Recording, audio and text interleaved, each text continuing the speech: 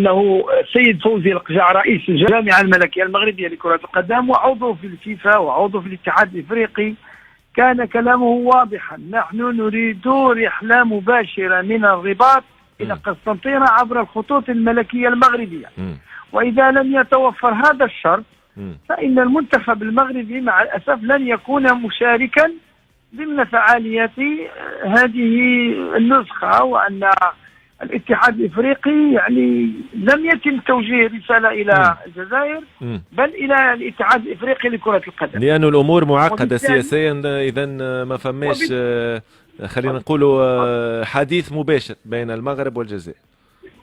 هو كانت فيه يعني تجارب، انا لا زلت ابحث على ان كانت هناك صراعات بين دول، فيما صراعات سياسيه وحتى في مجال الحرب، ولكن كان يعني استثنائيا يتم الترخيص لان هذه كرة القدم يعني ولن تشكل اي خطر يهدد امن وسلامة الجزائر اذا حطت طائرة من الخطوط الملكية المغربية في قسنطينة. ما الذي سيقع؟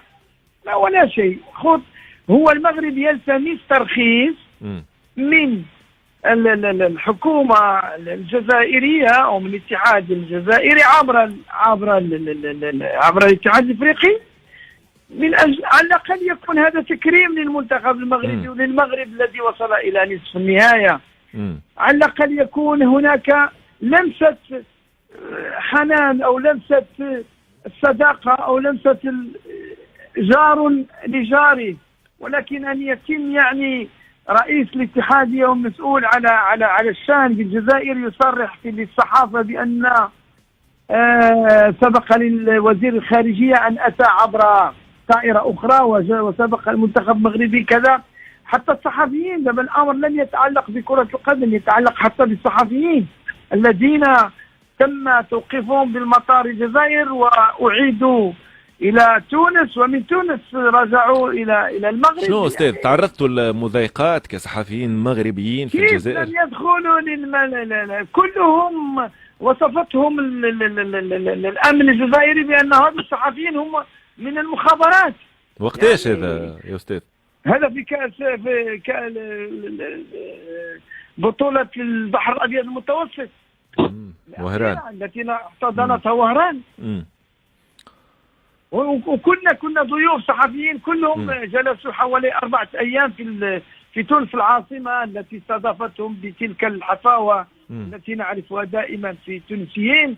ومن تونس عادوا لم يدخلوا للجزائر، فقط بقوا في المطار يوم كامل، وتدخلت اللجنة الوطنية الأولمبية المغربية وأعادتهم إلى المغرب.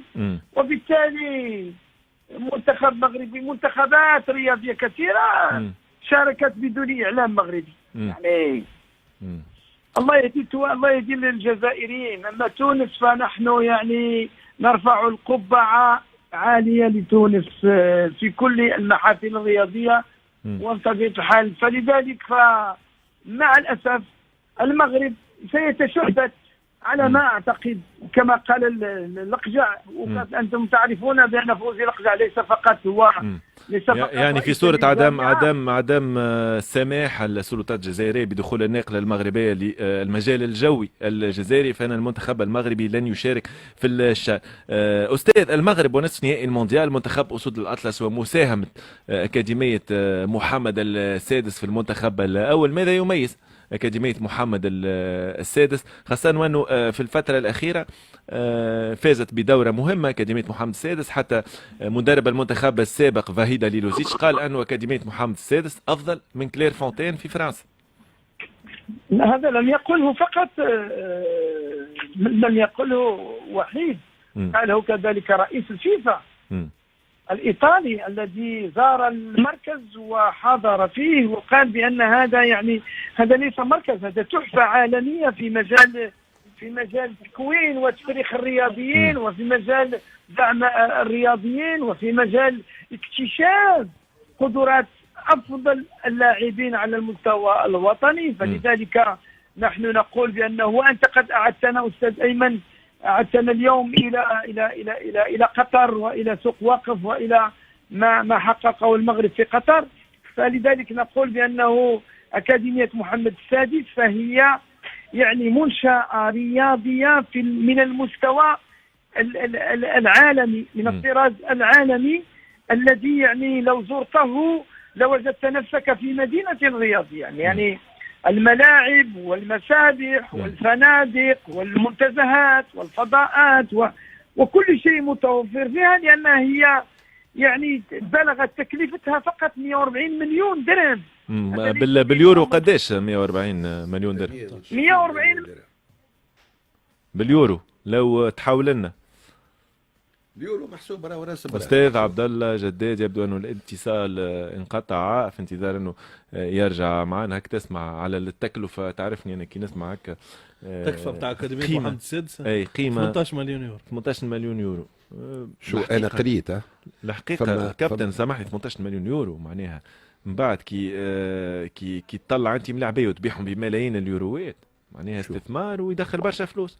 انا اللي قريته فما حاجتين، فما المركب الرياضي للملك محمد السادس وفما أكاديمية. لا نحكيو على أكاديمية. لا الأكاديمية، ولكن هذايا المجمع انتجري هو زول مع بعضهم في سلاف المعمورة بالضبط. واللي قريته أنا اللي التكلفة الكلها 630 مليون درهم، ما يعادل 60 70 ما نعرفش 60 مليون. حتى تشوفوا تبقى حاجة كبيرة وراء الأقل.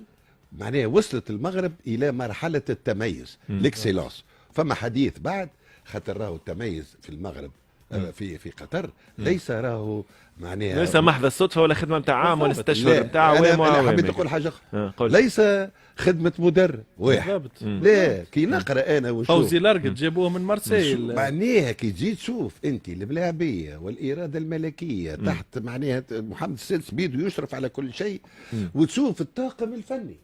وقت تشوف انت شكون لاعب ليزاناليز اللي جايبينه من ليفربول، هاريسون كينغستون 8 معناها عدى 8 سنوات في ليفربول. وتشوف شكون مع موسى الحبشي اللي هو كان في منتخب بتاع واحد، ويقول لك نوزافون ان بوفوار ديسيزيونيل، نعطيوه المعطيات واحنا زاد عندنا القرار معاه. تفضل. خلينا نرجعوا لضيفنا كابتن استاذ عبد الله.